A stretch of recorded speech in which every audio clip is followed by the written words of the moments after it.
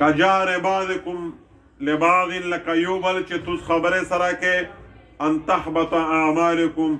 اعمالم ختم شوي وي وانتم لا تشعرون توس تو پاته نه وي. نو دا دوی خبرې وشوې په دا چې وا خبره دا ده چې عام مسلمون ته هدایت دی چې د نبی او د نبی په خبره نه ده سبقت نه کی په تمام امور کې دا سبقت نه کو په تمام امور کې کا په تاک شوی کا په خبره شوی کا په بیان شوی کا په تقریر شوی کا په نوت شوی کا په ویلوډ شوی بلکې سبقت ته نبی ته ورکوي. بل خبره دا چې کله نبی موجود وي تو سے دا سے اعوذ ما کې چې تو سے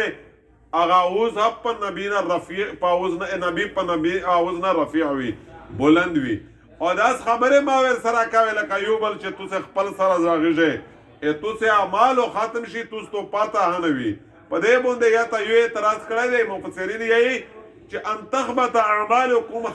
حبط اعمال خوله تر دریمی چې کله سړی مسلمون نه وي نو په دا صورت چې حبط اعمال څرنګه دریمی دا خو مسلمون وي نو دغه نه مفسرین جواب مختلف جوابات ورکړي وي. یو جواب دا ورکړی و چې ان تخبط اعمالکم کدا شای چیرې توس ګناه نه وشمېرې کدا شی اهانت په تور وشي کدا شای الکا وشمېرې فوق النبی صوت فوق نبی ته جایز وویلی شي نو ادغی احتیاط توس نه وکې ظاهره خبره د ګناه په ګناه نه شمېرل دا خو کفر دی. ټیک شوه. ان الذين يغضون اصواتهم عند رسول الله واولئك الذين امتحن الله قلوبهم للتقوى لهم مغفرة واجر عظيم.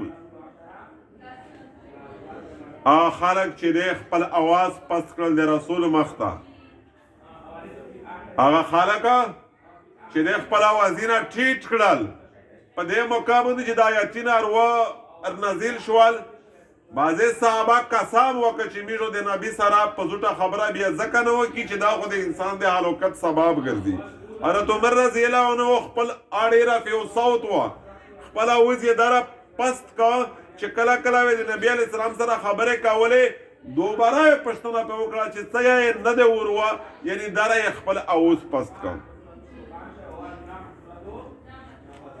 بشکه کسون چې د پس کړل خپل اوازونه د رسول مخته دا خلق ته چې الله دې زړه نه د تقوا د پورا پسند کړی دي لو مغفرت و اجر عظیم دې پورا بخښنه هدو اولوی اجر دی. ځنې جبالي وي غرڅاني وي اکثر د آخره خلق داسې وي چې دا شډال بډال وي بیا مخه به څټه وي د خبرې طرز ترتیب طریقه کاری نوی زده په سنجیدګي باندې محمول نه وي نو ځنې